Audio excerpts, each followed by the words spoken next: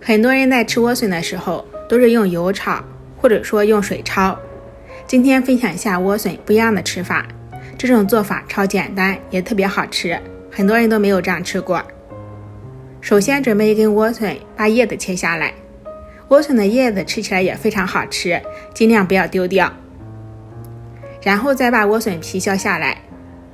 削莴笋皮的时候，我们尽量削得厚一些，把里面的这种白色的纤维都给它削下来，这样吃起来口感会更加的鲜嫩好吃。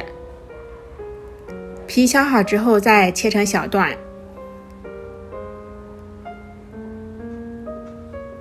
先切成薄片，尽量的切薄一点，然后切成细丝，丝切的越细，口感就越爽脆越好吃。全部切好之后泡在清水中，一是防止氧化变黑，二是口感更清脆。再准备一小段胡萝卜，胡萝卜主要是用来搭配颜色的，这样看起来更加的有食欲。先切成薄片，再尽可能的切成细丝。切好之后，我们和莴笋放在一起。准备几瓣大蒜，先切片，然后切成蒜末。切好之后放入小碗中，加入适量的盐，再少加一点点白糖提鲜，白糖一定不要放太多。加入适量的陈醋，